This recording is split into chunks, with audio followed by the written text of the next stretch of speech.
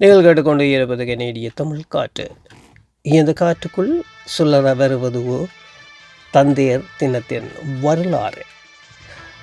தந்தையர் தினம் என்பது தந்தைகளின் அன்பு, தியாகம், அர்ப்பணிப்பு மற்றும் வழிகாட்டுதலை போற்றுவதற்காக உருவாக்கப்பட்ட ஒரு அர்த்தமிக்க நாளாகும்.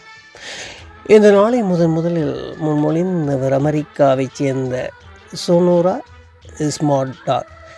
தனித்து நின்ற 6 பிள்ளைகளை அன்புடனும் பொறுமையுடனும் வளர்த்த தனது தந்தையின் வாழ்க்கையால் ஈர்க்கப்பட்ட அவர் தந்தைகளின் பங்களிப்பை கௌரவிக்கும் ஒரு நாளை உலகம் அறிய வேண்டும் என்று விரும்பினார். 1910 அமெரிக்காவின் ஸ்போக்கன் நகரில் முதல் தந்தையர் தினம் கொண்டாட்டம் நடைபெற்றது. பின்னர் இந்த நாள் உலக நாடுகள் அங்கீகாரத்தை பெற்று பரவலாக கொண்டாடப்பட்டு தொடங்கியது. 1972 ரெக்ஸ்டன் நிக்சன் ஜூன் மாதத்தின் 3வது ஞாயிற்றுக்கிழமையை அதிகாரப்பூர்வமாக தந்தையர் தினமாக அறிவித்தார். இன்று தந்தையர் தினம் உலகம் முழுவதும் கொண்டாடப்பட்டு குடும்பங்களின் வாழ்வில் அன்பு, அறிவு, ஒழுக்கம் மற்றும் நம்பிக்கையை விதைக்கும் அனைத்து தந்தைகளுக்கும் மரியாதையை செலுத்தும் நாளாக விளங்குகின்றது. தந்தையர் தின வாழ்த்துக்கள். ஜூன் 21, 2026. தந்தையின் அன்பு ஒரு குடும்பத்தின் வேறாகும். அவரின் அர்ப்பணிப்பு அதன் பலமாகும். அவரின் வழிகாட்டுதல் வாழ்க்கை பாதையின் ஒளியாகும். அவரின் தியாகம் பிள்ளைகளின் எதிர்காலத்தின் அடித்தளமாகும். சொல்லப்படாத பல தியாகங்களும் எதிர்பார்ப்பில்லாத அன்பினாலும் ஒரு தந்தை தனது குடும்பத்தின் கனவுகளை சுமந்து செல்கின்றார். விழுந்த இடத்தில் எழுவதையும், தோல்வியில் நம்பிக்கை காண்பதையும், வெற்றியில் பணிவுடன் நிற்பதையும் நமக்கு கற்றுத்தருபவர் தந்தை.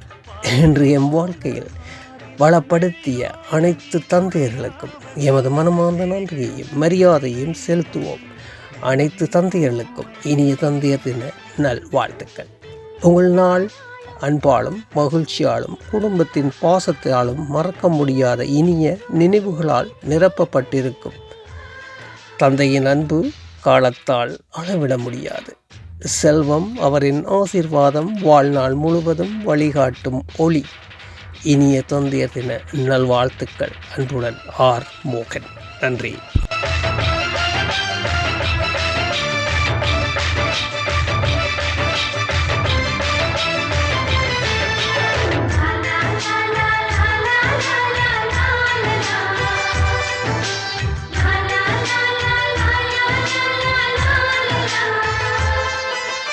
எங்கள் சொந்தம் பார்த்தாலே சொர்க்கம் சுத்தி போகுமே, எங்கள் வீட்டில் பூத்தாலே பூவின் நாயுள் கூடுமே.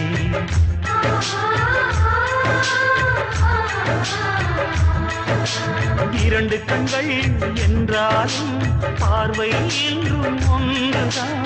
உருவத்திலே தனித்தனிதான், உள்ளம் என்றும் ஒன்றுதான். ஒரு சேவல்தான் நடை காத்தது, இந்த அதிசயம் பாருங்கள்.